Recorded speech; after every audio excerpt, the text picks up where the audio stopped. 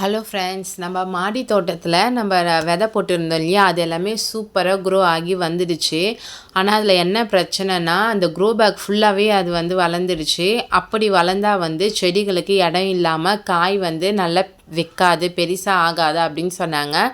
அதனால் என்ன பண்ணோன்னா, நாங்கள் இந்த மாடியிலே சின்னதாக கல் கட்டி அதுக்கு ஒரு ஸ்பேஸ் மாதிரி பண்ணி வைக்கலாம் அப்படின்னு சொல்லிட்டு மாமா சொல்லியிருந்தாரு. அதனால் இன்றைக்கி அதை தான் செஞ்சுருந்தோம். நம்மக்கிட்ட இருந்தது பார்த்திங்களா, பாதி அந்த கொக்கோ அந்த தென்னை நார் கொடுத்துருந்தாங்களா, அதில் 2 எடுத்து வச்சுருந்தோம் இல்லையா மாடி தோட்டத்துக்கு போக.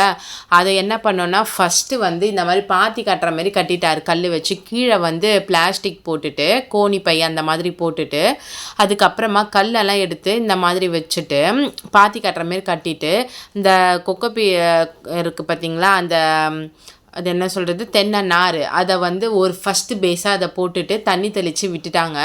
தண்ணி தெளித்து விட்டுட்டு அதுக்கப்புறமா மண்ணும் அதுக்கப்புறம் மாட்டோட எரு, இது 2த்தையும் எடுத்துகிட்டு வந்துட்டு நம்மக்கிட்ட மீந்த மருந்தெல்லாம் இருக்கும் பார்த்திங்களா, அது எல்லாமே கலந்துட்டு செகண்டாக ஒரு லேயர் மாதிரி போட்டுட்டாங்க. அந்த கல்லுக்கு மேலே வரணும் அப்படின்னு சொல்லிட்டு, அந்த கல் இருக்கிற சைஸில் வரணும் அப்படின்னு சொல்லிட்டு மணலையும் அதுக்கேற்ற மாதிரி போட்டு நல்லா ஃப்ளாட்டாக பண்ணிட்டாங்க.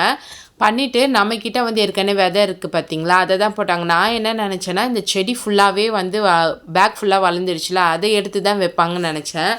அப்புறம் என்ன சொன்னாங்க, நான் அப்படி வச்சா வராது, விதை போட்டு தான் இது வரும், தனியாக எடுத்து வைக்கணுன்னா தனியாக டப்பில் எதுனா வச்சுக்கலாம் அப்படின்னு சொல்லிட்டாங்க. அதனால் மீந்த நம்மளோட கீரை விதை, மிளகாய் விதை, அதுக்கப்புறம் தக்காளி விதை, கத்திரி விதை, இதெல்லாமே மீந்து இருந்தது. அதனால் அது எல்லாத்தையுமே போடலான்னு சொல்லிட்டு கீரை விதையும், தக்காளி, கத்திரிக்காய், இந்த விதை எல்லாமே அப்போ கொஞ்சம் கொஞ்சம் போட்டு இருந்தோம். அப்படியே தூவி விடுற மாதிரி இந்த எஜ்ஜிலேருந்து அந்த எஜ் வரைக்கும் கொஞ்சம் பெருசாகவே இருந்தது. இந்த எஜ்ஜிலேருந்து அந்த எஜ் வரைக்குமே கொஞ்சம் அப்படியே தூவி விட்டுட்டோம். தூவி விட்டுட்டு நல்ல வெயில் ஒரு 4 மணி போல் 3 மணி போலவே ஸ்டார்ட் பண்ணிட்டோம் எல்லாத்தையும். இதுக்கப்புறம் லீவ் இருக்காதுல்ல, அதனால் இப்போ இப்படி தான் இருக்குது, கிளம்ஸியாக இருக்குது இடம். ஆனால் அது வச்ச அப்புறம் பாருங்கள் எவ்வளோ நீட்னஸாக இருக்குன்னு சொல்லிட்டு காட்டுறேன் பாருங்கள். விதை எல்லாத்தையுமே போட்டுட்டு என்ன பண்ணோன்னா, டப்பில் கொஞ்சம் வைக்கலான்னு சொல்லிவிட்டு இந்த தென்னை நாரும் கொஞ்சம் வச்சுட்டோம். தென்னை நாரை கீழ் பேஸில் போட்டுட்டு இந்த மண்ணும் இந்த மாட்டு எருவும் இருக்குது பார்த்திங்களா, அதையும் செகண்டாக ஒரு பேஸ் மருந்தெல்லாம் கலந்தது எரு எல்லாமே போட்டு ஒரு பேஸாக போட்டுட்டு, அதுக்கப்புறம் என்ன பண்ணாங்கன்னா மாமா, தக்காளியும் கத்திரிக்காயும் மாற்றலாம் அப்படின்னு சொன்னாங்க. ஏன்னா அது 2த்தையும் தான் தனியாக பிடிங்கி வைக்க முடியும், அது என்னது வெண்டைக்காய் தனியாக பிடிங்கி வைக்க முடியாது அப்படின்னு சொல்லிட்டாங்க. அதனால் இதை நம்ம பிடுங்க போகிறோம் இல்லையா, அதனால் தண்ணி தெளித்து விடுறாங்க. தண்ணி தெளிச்சுட்டு வந்தால் தான் நல்லா வேரோடு சேர்ந்து வரும் அப்படின்னு சொல்லிட்டு தண்ணி தெளிச்சுட்டு கொஞ்ச நேரம் கழித்து இந்த டப்புக்கு மாற்றிட்டாங்க. 2 பிடிங்கி இந்த மாதிரி லைனாக வச்சுட்டாங்க. இதுவுமே இடம் இல்லாமல் தான் இப்படி வைக்கிறாங்க. இப்போ இந்த டப்பில் ஒரு 3 செடி 2 செடி வச்சாலே போதுமானது தான் அப்படின்னு சொன்னாங்க. ஏன்னா இந்த தக்காளி நல்லா பெரிய பெரிய காய் தரும்னாங்க.